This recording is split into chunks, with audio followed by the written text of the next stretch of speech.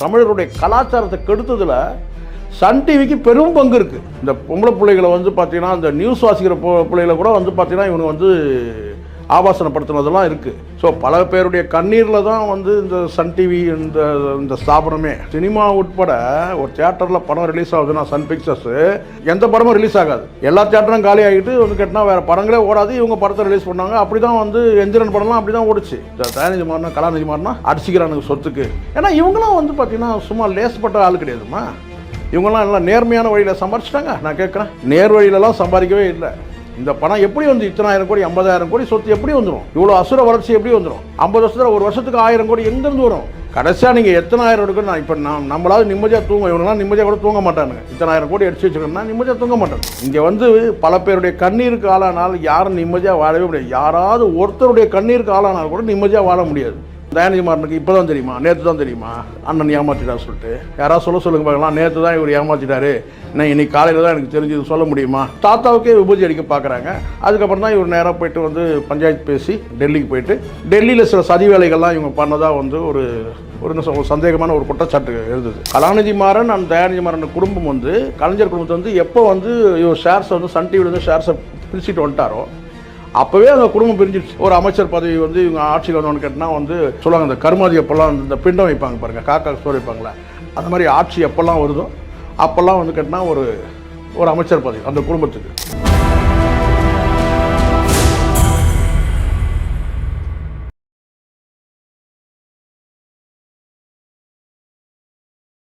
வணக்கம். இன்று நம்மோடு இணைந்திருக்கிறார் அரசியல் விமர்சகர் திரு சேகவர ஜெய்சங்கர் அவர்கள். வணக்கம். வணக்கம். வணக்கம். கலாநிதி மாறன் அவர்களுக்கும் தயாநிதி மாறன் அவர்களுக்கும் இடையே வந்து பிரச்சனையானது வந்திருக்கு. அந்த வகையில் கலாநிதி மாறன் அவர்கள் சன் டிவி குழுமத்திற்கு சொந்தமாக இருக்கக்கூடிய பங்கு சந்தைகளில் யாருக்கும் தெரியாமல் சிலதை அவருக்கு சாதகமாக வச்சிருக்கிறாரு அப்படின்னு சொல்லி நோட்டீஸ் ஒன்று அனுப்பியிருக்கிறாங்க. ஸோ இந்த விவகாரம் குறித்து பலவிதமான சர்ச்சைகள் வந்துட்டு இருக்கு. இது ஸ்டாலின் அவர்களுக்கே பெரிய அதிர்ச்சியை ஏற்படுத்தினதாகவும் சொல்லியிருக்கிறாங்க.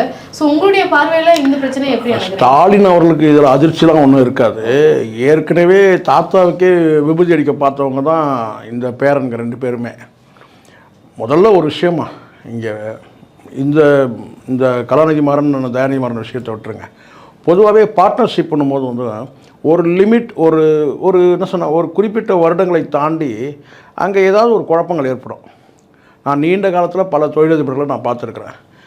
ஒரு குடும்பத்தில் இருக்கிற அந்த ஷேர்ஸ் வந்து பார்த்திங்கன்னா ஒரு குடும்பத்துக்குள்ளே போகும்போதும் சரி, இல்லை குடும்பத்தை விட்டு வந்து நட்பு அடிப்படையில் வெளியில் இல்லை மற்ற ஷேர் போனாலும் சரி, ஒரு குறிப்பிட்ட காலத்துக்கு பிறகு அந்த நிறுவனத்தில் வந்து இந்த மாதிரியான மோசடி புகார்கள்லாம் வரும்.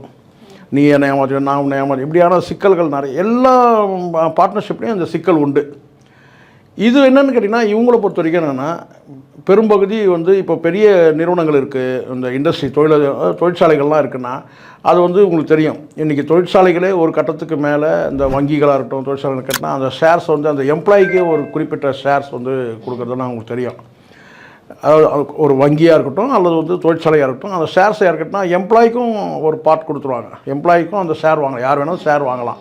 எம்ப்ளாயிஸ் கூட வந்து பார்த்தீங்கன்னா ஷேர் ஹோல்டராக இருப்பாங்க. அப்புறம் அந்த நிறுவனம் வளர்கிறதுக்கான நல்லா வந்து உற்சாகமாக உழைப்பாங்க. இப்படியும் நடக்கும். இது பொதுவான விஷயம் சொல்கிறேன். ஆனால் இது ஒரு குடும்பத்துக்குள்ளே இப்போ இந்த ஷேர் இருக்கு இல்லையா, இவங்களுடைய ஷேர்ஸ்ன்னு கேட்டால் இப்போ நான் கேட்குறேன், தயாநிதி மாறனுக்கு இப்போ தான் தெரியுமா, நேற்று தான் தெரியுமா அண்ணன் ஏமாற்றிட்டார் சொல்லிட்டு? இது நீண்ட காலமே உங்களுக்கு தெரியும். ஒரு நாளில் ஏமாத்துகிற விஷயமும் கிடையாது. யாராவது சொல்லுங்க பார்க்கலாம், நேற்று தான் இவர் ஏமாற்றிட்டாரு, நான் இன்னைக்கு காலையில் தான் எனக்கு தெரிஞ்சது சொல்ல முடியுமா? இது நீண்ட காலமாக வந்து இருக்குது. ஏன்னா அந்த குடும்பத்துக்குள்ளேயே ஷேர் இருக்குது.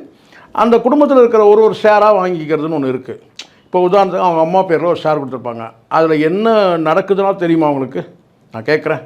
இப்போ வந்து இவங்க இருக்கிறாங்க இல்லையா, முரசொலி மாறனுடைய மனைவி இருக்கிறாங்கல்ல, கலாநிதி மாறனுடைய அவங்க அம்மா பேரில் ஒரு ஷேர் இருக்குன்றாங்க. அந்த ஷேர் வந்து அந்த குறிப்பிட்ட ஒரு நிறுவனத்தில் ஷேர் இருக்கீங்கன்னா அதில் வந்து இன் அவுட் என்னன்றதெல்லாம் தெரியணும்ல. அதை பற்றி அவங்க ஒன்றுமே தெரியும், ஜீரோ தான். அவங்க பினாமின்ற மாதிரி ஒரு நேமில் போட்டுக்கிறாங்க அவ்வளோ ஷேர், அவ்வளோதான். அந்த மாதிரி பல பேர் வந்து இருப்பாங்க. இப்படி அவங்க குடும்பத்துக்குள்ளே மனைவிக்கு பேரில் ஒரு ஷேரு வந்து அம்மா பேரில் ஒரு ஷேர், இதெல்லாம் எதுக்குன்னா சொத்துக்களை தற்காத்துக்கிறதுக்காக பண்ணது தான். ஒரு கட்டத்துக்கு மேலே அந்த ஷேர் இவரே வாங்கிக்கிறேன், நானே வாங்கிக்கிறேன். ஏன்னா அவங்க காலத்துக்கு பிறகு அந்த ஷேர் யாருக்கு போகும்? வயது அடிப்படையில் அவங்க சப்போஸ் ஏதாவது காலமாயிட்டாங்கன்னா அந்த ஷேர் வந்து கேட்டால் எல்லாருக்கும், அவங்களுடைய வாரிசார் யாருக்கும் எல்லாருக்கும் சொந்தமாகிடும். அப்போது அவங்க காலம் முடியறதுக்குள்ளே அந்த ஷேரை இவங்க வாங்கிக்கிறது. இப்படி வந்து இவங்க குடும்பத்துக்குள்ளேயே வந்து இந்த ஷேர்ஸ்லாம் வாங்குறதுன்னு ஒன்று இருக்குல்ல, அந்த மாதிரி நடந்திருக்கு. அதனால் இது வந்து எல்லா தொழிலதிபர் குடும்பத்திலும் நடக்கிறது தான். இப்போ அம்பானி குடும்பத்தில் கூட இந்த மாதிரி ஒரு பிரச்சனை வந்து பாகம் சொத்து. இப்போ திருபாய் அம்பானி இருந்த வரைக்கும் பிரச்சனை இல்லை. அவர் இறந்தார். இறந்த பிறகு பார்த்தீங்கன்னா வந்து முகேஷ் அம்பானிக்கும் அனில் அம்பானிக்கும் பிரச்சனை வந்தது. யார் அதை தீர்த்து வச்சாங்க தெரியுங்களா? சோனியா காந்தியும் மன்மோகன் சிங் போய் வந்து பஞ்சாயத்து பண்ணாங்க. பஞ்சாயத்து பண்ணி அதுக்கப்புறம் அவங்களுக்குள்ள ஒரு கன்க்ளூஷன் வந்து கேட்டால் ஷேர்ஸை பிரித்தாங்க. முகேஷ் அம்பானி வளர்ந்துட்டார், அனில் அம்பானி டவுன் ஆகிட்டார். எல்லா குடும்பம் கிட்டத்தட்ட ஒரு ஸ்டேஜ் தாண்டும் போது அந்த குடும்பத்தில் இருக்கிற வாரிசுகள் இப்போ வந்து பூமாலை ஆரம்பிக்கும் போது ஒரு இளைஞர், பூமாலைன்றது வந்து கேட்டிங்கன்னா சன் டிவி வர்றதுக்கு முன்னாடி பூமாலைன்றது ஒரு கேசட். அந்த கேசட்டை வந்து பார்த்திங்கன்னா வந்து இந்த மாதிரி டிவி வளர்ச்சிலாம் கிடையாது. தூர்தர்ஷனுக்கு பிறகு வந்து பூமாலைன்னு கேட்டினா ஒரு தனியார் தொலைக்காட்சி நிகழ்ச்சியை வந்து ஒரு கேசட்டில் போட்டு அந்த கேசட் வேணுன்றவங்க வாங்கிக்கலாம். ஒரு நிகழ்ச்சிகளோட தொகுப்பு அதில் இருக்கும். அதை நீங்கள் எங்கே வேணாலும் போய்ட்டு வீடு வீடாக கொண்டு போய் மார்க்கெட்டிங் பண்ணுறது கிடையாது. ஒரு குறிப்பிட்ட இடத்துல வந்து கேட்டினா அதை வந்து சேல் பண்ணுவாங்க. அதை நீங்கள் வாங்கிக்கலாம். எப்படி இந்த ஆல்பம் கேசட்லாம் எப்படி விற்கிறாங்களோ அந்த மாதிரி தான். அதுதான் பூமாலைன்னு சொல்லிட்டு முதல் ஸ்டெப் அது. அதுக்கு பிறகு தான் உங்களுக்கு வந்து சேட்டலைட் மாறுது. அதுக்கப்புறம் உங்களுக்கு வந்து உலகம் முழுவதும் கேட்டால் இந்த சேட்டலைட் சேனலுடைய வளர்ச்சி, அதோட தாக்கம் தான் வந்து கேட்டால் இவங்க வந்து அப்போ இந்த ஸ்டார் டிவிலாம் அப்போ தான் வருது. அதை தொடர்ச்சி இவங்க சன் டிவின்னு இவங்க ஆரம்பிக்கிறாங்க. முழுக்க முழுக்க தமிழ் நிகழ்ச்சிகளை வந்து எப்படியெல்லாம் கொடுக்கலான்றதுல அதில் இவங்களுடைய பெரிய பங்களிப்பு இருக்குது. கலாநிதி மாறன் அண்ட் தயாநிதி மாறன் இவங்கெல்லாம் திமுக வந்து ஒரு பின்புலமாக இருக்கிறது, பக்கபலமாக இருந்ததுனால இவங்களுடைய வளர்ச்சி வந்து அசுர வளர்ச்சி ஆச்சு. இது உண்மை, எல்லாருக்கும் தெரியும். ஆனால் ஒரு கட்டத்துக்கு மேலே வந்து கேட்டால் வந்து இவங்க கலைஞர் வந்து ஒரு என்ன சொன்னார், 2000க்கு பிறகு வந்து கேட்டால் இவங்களுடைய வளர்ச்சி அபரிதமான வளர்ச்சி ஆகும்போது தாத்தாவுக்கே விபூதி அடிக்க பார்க்குறாங்க. அதுக்கப்புறம் தான் இவர் நேராக போய்ட்டு வந்து பஞ்சாயத்து பேசி, அதுவும் சோனியா அதுக்கிட்ட தான் பஞ்சாயத்துக்கு போகிறாங்க. இது கிட்டத்தட்ட அப்படி தான் நடக்குது. தயாளு அவங்களோட அம்மாவோட இவர் சேர்ந்து வந்து டெல்லிக்கு போயிட்டு டெல்லியில் சில சதி வேலைகள்லாம் இவங்க பண்ணதாக வந்து ஒரு ஒரு சந்தேகமான ஒரு குற்றச்சாட்டு எழுதுது. தயாநிதி மாறன் அண்டு கலாநிதி மாறன் 2 பேருமே சேர்ந்து கலைஞருக்கு பிறகு திமுக கைப்பற்றதுக்கான அந்த நடவடிக்கைகள்லாம் அவங்க ஈடுபட்டாங்க. சில ஆள்காட்டி வேலைகள் செஞ்சாங்க. அதனுடைய அடிப்படையில் தான் இந்த ஸ்பெக்ட்ரமில் வந்து கட்டினா கைது செய்யப்பட்டதுக்காக வந்து இவங்க கனிமொழியும் ஆராசாவும் கைது செய்யப்பட்டதும் அந்த அடிப்படையில் தான் சொல்லிட்டு அப்படி ஒரு சந்தேகமான ஒரு சூழல் வரும்போது ஒரு கட்டத்தில் வந்து கேட்டால் கலைஞர் வந்து என்ன செஞ்சார், அந்த ஷேர்ஸை வந்து பிரிச்சுட்டு வந்துடுறாரு. எங்களுக்கு உண்டான ஷேர், ஏன்னா எல்லாருக்கும் ஷேர் இருக்குது. அப்போது இன்னும் சொல்லப்போனால் இந்த முதல் பணமே இன்வெஸ்ட்மெண்ட்டே வந்து டிஎம்கே அறக்கட்டளையில் இருக்கிற பணத்தின் மூலமாக தான் இந்த சன் டிவியே வந்து ஃபவுண்டேஷன் பண்ணதே அப்படின்றது வெட்ட வெளிச்சமான வந்து உண்மை. பரவலாக அதுக்கான தகவல் பேசப்பட்டது. ஒரு கட்டத்துக்கு மேலே இந்த ஷேர்ஸை வந்து இவர் வந்து வாங்கிட்டு வந்துடுறார். தன் மனைவி மீது கலைஞர் அது தன் குடும்பத்தாரர்கள் வந்து எத்தனை ஷேர் இருக்கோ அந்த ஷேரை வந்து பிரித்து கொடுத்துறாங்க. அன்றைக்கே வந்து இன்றைக்கி வந்து குடும்பத்தோடு பிரியல. கலாநிதி மாறன் அண்ட் தயாநிதி மாறன் குடும்பம் வந்து கலைஞர் குடும்பத்தை வந்து எப்போ வந்து இவர் ஷேர்ஸை வந்து சன் டிவிலேருந்து ஷேர்ஸை பிரிச்சுட்டு வந்துட்டாரோ அப்போவே அந்த குடும்பம் பிரிஞ்சிடுச்சு. அதுக்கப்புறம் விட்டக்குறை தொட்டக்குறையாக கேட்டால் வந்து ஒரு அமைச்சர் பதவி வந்து இவங்க ஆட்சிக்கு வந்தோன்னு கேட்டால் வந்து என்ன சொல்லுவாங்கள்ல, இந்த சொல்லுவாங்க இந்த கருமாதி எப்போல்லாம் இந்த பிண்டம் வைப்பாங்க பாருங்கள், காக்கா சோறு வைப்பாங்களே, அந்த மாதிரி ஆட்சி எப்போல்லாம் வருதோ அப்போல்லாம் வந்து கேட்டால் ஒரு அமைச்சர் பதவி அந்த குடும்பத்துக்கு அப்படின்னு கொடுத்துருவாங்க. ஒரு மாரல் சப்போர்ட், மாறன் குடும்பம் டிஎம்கேக்கு ஒரு மாரல் சப்போர்ட்ன்ற மாதிரி இருந்தது. அதெல்லாம் ஒரு கட்டத்தில் வந்து கேட்டால் 2 குடும்பத்துக்கும் வந்து பெரிய பிளவாயிடுச்சு. தினகரன் ஆஃபீஸ் வந்து அடித்து நொறுக்கப்பட்டது. இதே இந்த பங்கு பிரச்சனை தான். வந்து அங்கே ஒரு 2 ஊழியர்கள் 3 ஊழியர்கள் ஒரு காவலாளி உட்பட 3 ஊழியர்கள் வந்து கொல்லப்பட்டாங்க. அப்போ நான் உடனே கலாநிதி அழகிரியை எதிர்த்து நான் நீதிமன்றத்தில் போராடுவேன் அப்படின்லாம் சொன்னவர் தான் கலாநிதி மாறன். அதுக்கப்புறம் ஒன்றும் இல்லை, அந்த குடும்பத்துக்கெலாம் என்ன பண்ணாங்கன்னு கூட தெரியாது. ஸோ பல பேருடைய கண்ணீரில் தான் வந்து இந்த சன் டிவி இந்த ஸ்தாபனமே. ஏர்செல்லில் வந்து பார்த்திங்கன்னா வந்து ஒரு மோசடி நடந்தது. விட்டுட்டே ஓடி போயிட்டாங்க. பலரும் தொழில் செய்கிறத விட்டுட்டு ஓடிட்டாங்க. சினிமா உட்பட ஒரு தியேட்டரில் படம் ரிலீஸ் ஆகுதுன்னா சன் பிக்சர்ஸு எந்த படமும் ரிலீஸ் ஆகாது. எல்லா தியேட்டரும் காலி ஆகிட்டு வந்து கேட்டால் வேறு படங்களே ஓடாது. இவங்க படத்தை ரிலீஸ் பண்ணாங்க. அப்படி தான் வந்து எந்திரன் படம்லாம் அப்படி தான் ஓடிச்சு. ஸோ நிறைய சொல்ல முடியும். பல நிறுவனங்கள் வந்து பார்த்திங்கன்னா வந்து உருட்டி மிரட்டி இப்படி தான் இவங்களுடைய வந்து ஸ்தாபனம் வந்து அசுர வளர்ச்சி அதனால் ஏற்பட்டது. ஒரு சீரான வளர்ச்சியை தாண்டி ஒரு அசுர வளர்ச்சி அடைஞ்சது காரணம் இதுதான். ஸோ அதனால் இப்போ வந்து பார்த்தீங்கன்னா அது வந்து என்ன சொல்லுவாங்க இல்லையா, இவங்க குடும்பத்துக்குள்ளே இப்போ வந்து அவங்களுடைய தங்கச்சிக்கு வந்து அவங்க வெளியில சொல்லாம இருக்கிறதுக்காக 500 கோடி ரூபாய் வந்து கலாநிதி மாறன் கொடுத்து அதுதான் வெளியில் சொல்கிறதுக்காக இல்லாமல் இதெல்லாம் வெளியே தெரியாமலாம் செய்ய முடியாது. முதல்ல இந்த மாதிரியான அப்போனா தயாநிதி மாறனுக்கு வந்து இது சம்மந்தமாக நாலேஜே இல்லைன்னு ஆகிடும். இதெல்லாம் அப்படிலாம் பண்ண முடியாது. ரகசியமாக பண்ணக்கூடிய விஷயம் கிடையாது இல்லை. இதெல்லாம் வந்து சீக்ரெட்டாக மறைமுகமாக பண்ணக்கூடியதா இது. இதெல்லாம் தெரிய தான் செய்யும். ஏன்னா இப்படி சொல்லலாம், நீங்கள் எதுவும் கேள்வி கேட்காம எதிர்த்து கேள்வி கேட்காம இருக்கிறதுக்காக கொடுக்குறேன்னு சொல்லிட்டு. ஸோ அன்புக்கார் இப்போ நான் கேட்குறேன், நீங்கள் இதை ரகசியம்னு சொல்கிறீங்கல்ல, அவங்க மகள்னு இப்போ முரசொலி மாறனுக்கு வந்து ஒரு மகள் இருக்கிறதே வந்து பெரிய அளவில் யாருக்கும் தெரியாது. 2 பேர் மட்டும்தான் வந்து இருக்கிறாங்கன்னு தான் நிறைய பேர் நினச்சிட்டு இருக்கிறாங்க. ஆனால் அன்புக்கரசின்னு ஒரு மகள் இருக்கிறது இப்போ தான் பரவலாக பேசுகிறாங்க. இது வரைக்கும் அவங்க எந்த நிகழ்ச்சியிலையோ இல்லை எங்கேயுமே அவங்க வந்து பங்கேற்ற மாதிரி நமக்கு தெரியவே தெரியாது. அவங்க வந்து அமெரிக்காவில் இருக்கிறாங்க. இப்படி தான் இருந்தது. இன்றைக்கி வந்து கேட்டால் 1000 கோடி கொடுத்து அனுப்பிச்சிட்டாங்க. அதுக்கப்புறம் ஒரு 500 கோடி கொடுத்த வரைக்கும் போதுன்னு அவங்க போயிட்டாங்க. இது வந்து இவங்க ஷேர்லேருந்து கொடுக்குறாங்க. அதை தாண்டி முரசொலி மாறனுக்கு எவ்வளோ சொத்துக்கள் இருந்தது, அதை எப்படி என்ன பிரித்தாங்கன்றதெல்லாம் தெரியாது இல்லை. அவரும் அமைச்சராக இருக்க, மத்திய அமைச்சராக இருக்கிறாரு. வெறும் இப்போ பேச போகிறது எல்லாமே ஒயிட்டை பற்றி பேசிகிட்டு இருக்கிறோம். அதான் நேரடியான சன் டிவி வருமானங்கள் இதை வச்சு பேசிகிட்டு இருக்கிறோம். இன்னும் பிளாக் எவ்வளோ இருக்குது, இன்னும் அந்த பிளாக்கை பற்றிலாம் பேசவே இல்லை. அதெல்லாம் பேசி முடிச்சிருவாங்கம்மா. ஒரு கட்டத்துக்கு மேலே பஞ்சாயத்து உட்காந்து முடிப்பாங்க. இப்போ என்ன நடக்குதுன்னா நல்லா புரிஞ்சுக்கணும், குடும்பங்களுடைய பரிணாம வளர்ச்சின்னு ஒன்று இருக்குது. அப்போ இந்த பிரச்சனை வரும். இப்போ அதனால தான் நான் சொல்லுவேன், ஏற்கனவே குடும்ப எண்ணிக்கை, உறுப்பினர் எண்ணிக்கை அதிகமாகிடுச்சுன்னா கலகம் ஜாஸ்தியாகும்.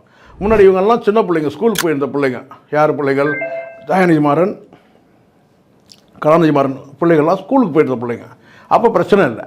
அவங்கெல்லாம் படித்து முடிச்சுட்டு இப்போ அவங்களும் வந்து தொழிலில் வந்து இறங்குறாங்க. இப்போ இவங்களுக்கு 34 வயசு ஆகுதுன்னு சொன்னால் 30 வயசில் வந்து பார்த்தீங்கன்னா வந்து தயாநிதி மாறனுக்கு மகன் இருக்கு. அப்போ அவங்க வந்து நிர்வாகத்துக்கு வருவாங்கள்ல, உள்ளே வருவாங்கள்ல. அப்போ இவங்களுக்குள்ளே இந்த பிரச்சனை இப்போ முடித்தா தான் நிறுவனம் 2 ஆகும். அதில் ஒன்றும் உங்களுக்கு சந்தேகமே வேண்டாம். கூடிய சீக்கிரம் வந்து கேட்டிங்கன்னா சன் 1 சன் 3 வேணால் பிரிஞ்சிடும். ரிலையன்ஸ் கம்பெனி ஏதோ திருவாய் அம்பானியோட சொத்துக்கள் பிரிஞ்சுது. ஆனால் வந்து முகேஷ் அம்பானி வந்து இன்றைக்கும் லீடில் இருக்கிறார் தான். ஆனால் இன்னொரு நிறுவனமும் இருக்குது. அவருடைய வந்து ஒன்றும் பெரிய அளவில் ஷைன் ஆகாமல் ஒன்றா இருக்கலாம், ஒரு நஷ்டப்பட்டதாக இருக்கலாம். ஆனால் ஒரு நிறுவனம் இருக்குது. அது மாதிரி தான் நடக்கும் எல்லாருக்குமே. எனக்கு இப்போ நான் கேட்குறேன், வந்து ஆதித்யநாத் இறந்துட்டார். தினத்தந்தி மாலை மலர் உங்களுக்கு தெரியும் இருக்குது. மாலை முரசுன்னு ஒன்று இருக்குது. அது இன்னொரு குடும்பம், இன்னொரு வந்து பார்த்தீங்கன்னா பிரிஞ்சிடுச்சு. அவ்வளோதான், 2 பார்ட் ஆகிடுச்சு, அவ்வளோதான். ஆனால் இது சன் டிவியினுடைய வளர்ச்சிக்கோ இல்லை அதுக்கெல்லாம் எந்த ஒரு பாதிப்போ ஏற்படுத்த போகிறது அப்படி கிடையாது. சன் டிவி வளர்ச்சி ஒன்று நம்ம ஏற்கனவே உங்களுக்கு சன் டிவியில் வந்து சில நிகழ்ச்சிகள்லாம் சொன்னால் இவங்களுக்கு வரும். இந்த விஜய் டிவி வந்த பிறகு சன்னில் வந்து பல வந்து பார்த்தீங்கன்னா ஒரு நிகழ்ச்சிகள்லாம் சரிவு தான். அந்த பிராண்டில் ஓடிக்கிட்டு இருக்கு, அவ்வளோதான். இப்போ விஜய் டிவியும் வந்து பார்த்தீங்கன்னா வந்து ஒரு இது நல்லா புரிஞ்சுக்கணுமா, ஒரு பீரியட் வரைக்கும் சினிமா வந்து தாக்கம், சினிமா தாக்கத்துக்கு பிறகு இந்த டிவி சீரியல்லாம் வந்த பிறகு, டிவி வந்த பிறகு சினிமா டவுன் ஆயிடுச்சு. இன்றைக்கி இந்த யூடியூப்லாம் வந்த பிறகு வந்து என்டர்டெயின்மெண்ட்லேருந்து மேக்ஸிமம் என்டர்டெயின்மெண்ட் வந்து பார்த்தீங்கன்னா யூடியூப் எடுத்துக்குது. அப்போ சன் மட்டுமே கிடையாது, எந்த டிவியுமே வந்து உங்களுக்கு வந்து பார்த்தீங்கன்னா நிகழ்ச்சிகள் கொடுக்கும்போது அதை உட்காந்து பார்க்குறதுக்கு யாருக்கும் நேரம் இல்லை. இப்போ நான் இங்கே உட்காந்து பார்க்குறது நான் மொபைலில் பார்க்குறேன். நான் மொபைலில் நான் ரன்னிங்கில் இருக்கும்போது பார்க்குறேன், காரில் போகும்போது பார்க்குறேன், ஹோட்டலில் போகும்போது பார்க்குறேன். இப்போ முன்னாடி அப்படி கிடையாது. 8:30 மணிக்கு சீரியல் போட்டாங்கன்னா ஓடி வந்து உள்ளே வந்து உட்காரணும். அப்போ தான் நான் அதை பார்க்க முடியும். ஆனால் இன்றைக்கி நான் மொபைலில் எங்கே இருந்தாலும் பார்த்துக்கிறேனே, காட்டில், மேட்டில், ரோட்டில், எங்கே இருந்தாலும் ஒரு 1/2 மணி நேரம் இருந்து நான் அந்த நிகழ்ச்சியை பார்த்துக்கிறேன். முன்னாடி அப்படி இல்லை, வேக வேகமாக ஓடி போய் வீட்டுக்குள்ளே போய் உட்காரணும். இப்போது அந்த நிகழ்ச்சி கூட எனக்கு தேவையில்லை. அதை விட பெட்டரான நிகழ்ச்சிகள் வந்து யூடியூப்பில் வருது. ஸோ உலகமே என் கைக்கு உள்ளங்கையில் இருக்கும்போது நான் எதுக்கு ஓடி போய் நியூஸை கேட்கணும்? டிவி சன் நியூஸில் என்ன சொல்கிறாங்கன்ட்டு. எப்படி நீங்கள் உண்மையை சொல்ல போகிறதில்ல, ஆளுங்கட்சி சப்போர்ட்டாக தான் பேச போகிறீங்க. ஒரு விஷயம் வந்து உண்மைமா, எப்படி இருந்தாலும் அந்த குடும்பங்கள் பிளவுபட்டுச்சுன்னா, அதாவது நான் சொல்கிறது மாறன் சகோதரருடைய குடும்பம் பிளவுபட்டுச்சுன்னா அது வந்து அந்த பிளவு வந்து பார்த்தீங்கன்னா ஒரு தீர்க்க முடியாத பெரிய பிரச்சனையாகி கோர்ட்டு கேஸு அது இதுன்னு அந்த மாதிரி ரொம்ப அடாவடியாக போச்சுன்னு வச்சுக்கோங்களேன். அதனுடைய பாதிப்பு வந்து கண்டிப்பாக திமுகவுக்கும் அந்த பாதிப்பு வந்து ஒரு லேசான பாதிப்பு இருக்கும். அந்த பாதிப்பு வந்து பெரிய அளவில் வரக்கூடாதுன்றதுக்காக தான் தீர்க்கதரிசி கலைஞர் எப்போ இவங்க நமக்கே வந்து இவங்க விபூதி அடிக்கிறானுங்க. ஏன்னா அந்த மாதிரி வந்து அப்போவே பேசப்பட்டது தான். பேரனுக்கே வந்து இந்த தாத்தா கண்ணிலே வரல விட்டு ஆட்டுறானுங்க இவனுங்க அப்படின்னு சொல்லி பேசப்பட்டது தான். அப்போ தான் அவர் பக்குவமாக என்ன செஞ்சிட்டாரு, வேண்டாம் சண்டை சச்சரவு வேண்டாம், எந்த நாளுமே வந்து என்னுடைய முரசொலி மாறன் வந்து அவ்வளோ க்ளோஸ் இவங்களுக்கு. முரசொலி மாறன் வந்து என் மனசாட்சி, அவன் ஒரு நாளும் என் சீட்டுக்கு ஆசைப்பட்டதே கிடையாது அப்படின்னு சொல்லிட்டு ஒருமையில் பேசக்கூடிய அளவுக்கு வந்து பார்த்தீங்கன்னா மாமன் அதாவது கட்டினா அக்கா மகன் தான் அவர். யார்? முரசொலி மாறன். கலைஞரை வந்து ஒருமையில் பேசக்கூடியவங்க வந்து விரல் விட்டு எண்ணலாம். அந்த அளவுக்கு கலைஞரை வந்து ஒருமையில் பேசக்கூடியது அவங்களுக்கு தெரியும்னு நினைக்கிறேன். கலைஞர் கைது செய்தப்போன்னு கேட்டால் உள்ளே போன்னு சொல்லி சொன்னது யாருன்னு கேட்டிங்கன்னா வந்து முரசொலி மாறன். கைது அப்போ வந்து கேட்டால் அவ்வளோ உணர்வுபூர்வமாக அவர் வந்து சண்டை போட்டிருப்பார் காவல்துறைக்கிட்ட, பார்த்துருப்பீங்க. அப்படியே அழகாக தூக்கிட்டு போவாங்க. தூக்கிட்டு போகும்போது பார்த்தீங்கன்னா கை ஓங்கி போலீஸ்காரங்களை வந்து அடிப்பார், கீழே இறக்க விட சொல்லி. அவ்வளோ வந்து போராட்டம் பண்ணவர் அவர். அப்படி வந்து அவ்வளோ விசுவாசமாக இருந்தவர். இவங்க வந்து என் பதவிக்கு வந்து என் வந்து முரசொலி மாறனே என் மச்சான், அதான் என் மருமகனே ஆசைப்பட்டதில்லை, ஆனால் இவங்க வந்து ஆசைப்பட்றாங்க. அப்படி தான் இந்த 2 பேர்லையுமே அவர் வந்து கொஞ்சம் எச்சரிக்கையாக இருக்க சொல்லிட்டார். இவங்க 2 பேர் விஷயத்தில் கொஞ்சம் எச்சரிக்கையாக இருங்கப்பான்றது தான் இவங்களுக்கு கொடுத்த இன்ஸ்ட்ரக்ஷன். அந்த படி வந்து கேட்டால் இவங்க வந்து தனித்தனி குடும்பங்கள் ஆகிட்டாங்க. ஆனால் ஒருத்தர் விட்டு, அதான் நான் சொல்கிறேனே, காக்காக்கு பிண்டம் வைக்கிற மாதிரி வந்து கேட்டால் அமைச்சரவை அமைக்கும் போதெல்லாம் வந்து ஒரு மத்திய அமைச்சர் பதவி கொடுத்துருவாங்க, இல்லை ஒரு எம்பி பதவி கொடுத்துருவாங்க, அவ்வளோதான். இப்போ கலைஞர் டிவியுமே வந்து இன்பநிதியினுடைய பொறுப்பில் வந்து விட்டதாக செய்திகள் வந்தது. ஸோ அது வந்து ஒரு அவருடைய அரசியல் பயணத்துக்கு ஒரு அப்படி தானேம்மா வரும்மா, இது வந்து அப்படி தானே வரும். முதல்ல அப்படி தானே உள்ள ஏதாவது ஒன்று ஒரு பொறுப்பை கொடுப்பாங்க, அதுக்கப்புறம் இளைஞனை கொண்டு வருவாங்க. அப்படி தானே வரும், ஒரு ஸ்டெப்பு அப்படி தான் இது வரைக்கும் அப்படி தானே வந்துட்டுருக்கு. மெல்ல மெல்ல கேட்டால் அடுத்து இளைஞரணி கொடுப்பாங்க. அது போய் இளைஞரணி கொடுத்தவனு கேட்டால் அப்போ இவர் வந்து அடுத்த ஸ்டெப்புக்கு போவார். இப்போ இவர் வந்து கீழே மேலே வந்து தூக்கி விடணும். இப்போ இன்பநிதி வந்து தள்ளும்போது என்ன செய்வார் கேட்டால் உதயநிதி அப்போ மேலே போவார். அப்போ அடுத்த கட்டம் இப்படி தானே நான் வந்து நடக்கிறது. அதே சமயத்தில் பிள்ளைகள் வளரும் போது அவங்களுக்கான பொறுப்பு கொடுக்கணும்ல. ஜென்ரலாக சொல்கிறேன், அவங்களுக்கான வந்து ஏதாவது ஒரு வந்து 20 வயசு ஆயிடுச்சு, அப்போ ஏதாவது ஒன்று பண்ணணும்ல. அப்படி கொடுக்கறது தான் நிறுவனத்துக்கு தான் வந்துட்டு. இப்போ கலைஞர் டிவிக்கு ஒரு பொறுப்பில் வந்துச்சுன்னா அடுத்த கட்டமாக கட்சியில் வந்து நிர்வாகி பதவி கொடுப்பாங்க. அப்படி தான் கொண்டு வர்றது காலமாக இப்படி தான் நடந்துகிட்டு இருக்குது. பரம்பரைன்றது இப்படி தான் வரும் மெல்ல மெல்ல. அதனால் இந்த குடும்பங்கள் வந்து பார்த்திங்கன்னா ஒரு விஷயம் மட்டும் தெளிவாக சொல்லிடணும், பெற்றோர்கள் வந்து ஒரு எல்லையை தாண்டி போகும்போது அவங்க வந்து பேரன் பேத்தி அதாவது கேட்டினா அப்பா அம்மான்ற ஸ்தானம் தாண்டி வந்து தாத்தா பாட்டின்னு வந்து ஒரு ஸ்தானம் போகும்போது அடுத்த வந்து ஜென்ரேஷன் வரதானே செய்யும். அடுத்த ஜென்ரேஷன் கேட்டினா அந்த சொத்துக்களை வந்து பங்கிடும். அப்போது வந்து இவங்களுக்குள்ளே இருந்த அந்த 2 பேர், கலாநிதி மாறன் தயாநிதி மாறன் 2 பேருக்குள்ள அந்த என்ன சொல்லுங்க அந்த பரஸ்பரம் புரிதல் வந்து அடுத்த ஜென்ரேஷனுக்கு இருக்குமா, அதை யாரும் பேச மாட்டாங்க. இங்கே மோசடிலாம் ரெண்டாவதுங்க. மோசடிலாம் வந்து பார்த்தீங்கன்னா வந்து அவ்வளோ ஈஸியாக பண்ணிட முடியாது. அது பஞ்சாயத்து வைப்பாங்க. அது வந்து எப்படி டெக்னிக்கலாக எப்படி மோசடி பண்ணாங்கன்றதெல்லாம் தெரிய வரும்.